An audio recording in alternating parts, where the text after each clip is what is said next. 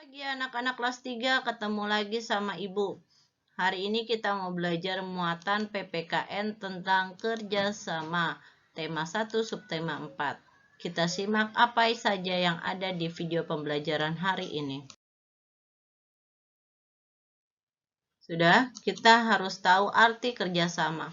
Kerjasama adalah sebuah usaha yang dilakukan oleh beberapa orang atau kelompok secara bersama-sama untuk mencapai suatu tujuan tertentu. Jadi, beberapa orang nih melakukan suatu kegiatan atau pekerjaan, ya tujuannya satu, mungkin untuk menang, untuk bersih. Jadi ada tujuannya, dilakukannya bersama-sama. Kerjasama karena manusia disebut sebagai makhluk sosial, yang artinya manusia itu tidak dapat hidup sendiri, membutuhkan bantuan dari orang lain.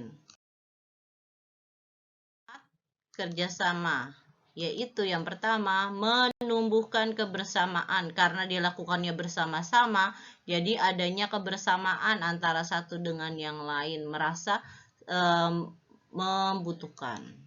Yang kedua, suasana menjadi rukun. Karena bareng-bareng dilakukannya jadi hidup rukun ya, karena punya tujuan yang sama. Yang ketiga, menjadi lebih nyaman. Karena dilakukannya bersama-sama, jadi lebih nyaman. Yang keempat, pekerjaan cepat selesai. Jadi yang seharusnya dilakukannya sendiri itu 1 jam, karena dilakukannya bersama-sama jadi 30 menit. Jadi lebih cepat selesainya. Selain itu, manfaat kerjasama yang kelima, pekerjaan berat menjadi ringan. Jadi kalau meja yang seharusnya diangkat sendiri itu jadi berat, kalau dilakukan berempat jadi lebih ringan, lebih mudah memindahkannya. Yang terakhir, mempererat hubungan baik bersama teman. Jadi sesama teman jadi lebih akrab karena sering bekerja sama. Kerjasama dapat dilakukan di lingkungan rumah, di lingkungan sekolah, di lingkungan masyarakat. Apa saja ya contoh-contohnya, kita simak di video selanjutnya. Contoh kerjasama di lingkungan rumah. Yang pertama, lihat. Ada ayah, ada ibu, ada kakak, adik sedang membersihkan rumah. Yang satu mengelap, yang satu membersihkan jendela, yang lainnya mempunyai tugas sendiri-sendiri. Yang kedua, lihat ibu lagi masak, tapi dibantu sama kakak sama adik. Jadi lebih ringan, memasaknya lebih cepat selesai. Contoh kerjasama di lingkungan sekolah. Yang pertama, lihat anak-anak lagi membersihkan halaman sekolah. Jadi kalau dikerjakan bareng-bareng lebih ringan. Yang kedua, anak-anak lagi kerja kelompok membuat suatu kegiatan, yaitu membuat mading. Jadi lebih cepat menyelesaikan tugasnya. Kerjasama di lingkungan masyarakat. Yang pertama, lihat warga masyarakat lagi bekerja sama untuk membangun suatu balai desa. Balai desa itu apa sih? Untuk pertemuan antar penduduk. Yang kedua, sedang membersihkan lingkungan sekitarnya. Ada yang lagi nyapu, ada yang mengangkat tempat sampah. Nah, ini untuk membersihkan lingkungan. Itu contoh dari kerjasama di lingkungan masyarakat. Dalam bermain, kita juga ada kerjasama supaya apa? Menghasilkan sesuatu. Yang pertama, permainan kasti. Jadi ini dilakukan berkelompok.